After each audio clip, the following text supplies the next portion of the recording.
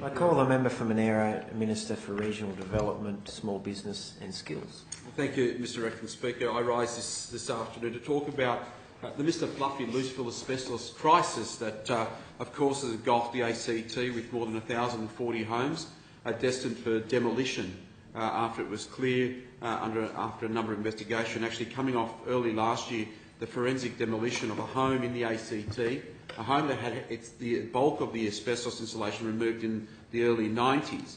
It was clear from that forensic demolition of that home that regardless there was no insulation left in the ceiling cavity, that the fibres, as fine and as minute as they were, still had penetrated through all the other cavities of the house, in the wall cavities, subfloor terrain, even in the soils below the home.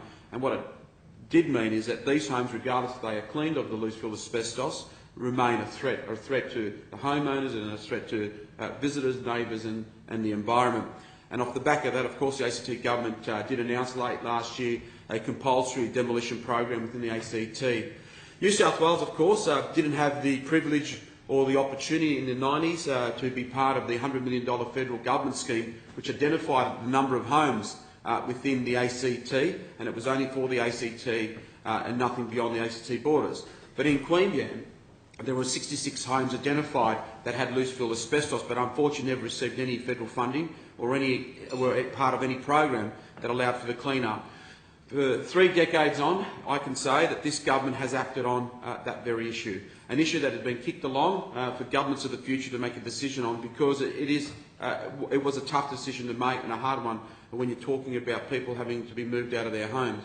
But late last year, with an upper house inquiry, of course, Minister Perrottet's announcement of a task force that led to some fantastic outcomes on behalf of people in New South Wales that now have an opportunity and have some light at the end of the tunnel in relation to financial support in what they can do with their homes, those homes that are affected by loose-fill asbestos and predominantly the Mr Fluffy asbestos.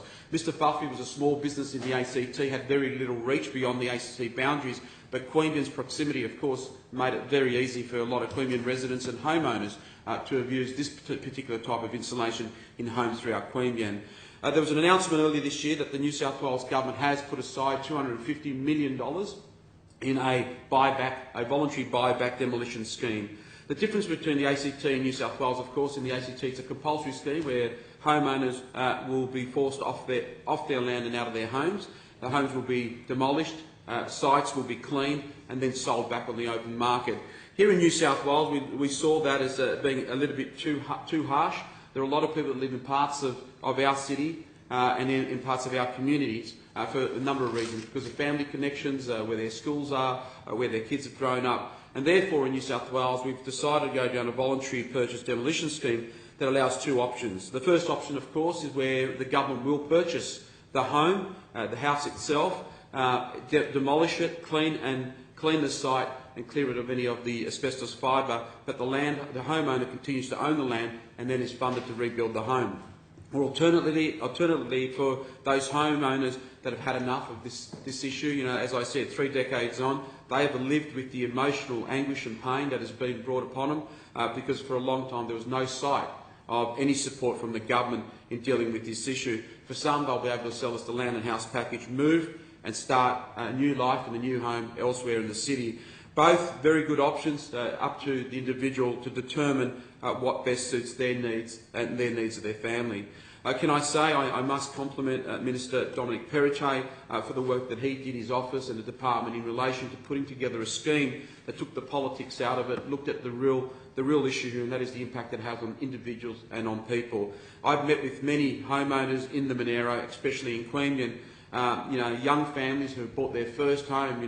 The dream of all young people is about buying their first home. But to find out they bought a trap, something that is not only now not worth anything, a financial trap, it also that it will have health impacts on their family and on their children. And to see those young people affected, and many other individuals that who have been affected by this particular crisis, it touched me, and that's why I, along with my community, there are so many to name, individuals that joined the campaign to get this result. But the good news is there is now light at the end of the tunnel for people in New South Wales, for the community of Queanbeyan, of Palorang and those other LGA areas that have these homes in them. And I encourage homeowners in New South Wales to get in touch with the Loose Fill Asbestos Task Force and get your home tested, because this package is about making sure that no one has to endure the emotional pain that many have endured for many, many decades. Thank you. I call the Parliamentary Secretary in reply.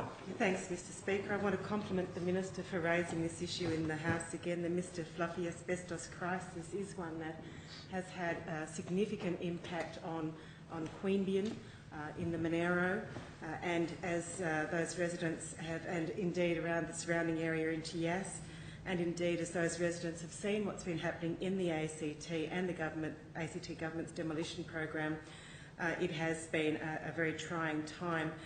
Excellent news that Minister Perrott's task force and Minister Perrott himself have led the New South Wales government to a $250 million voluntary buyback scheme with those two options.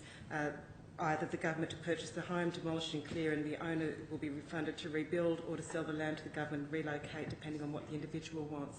What a fantastic outcome, Mr Speaker. I want to compliment again Minister Barilaro for continuing to raise this issue so strongly as he has done, and compliment Minister Perrott on an excellent outcome. I call the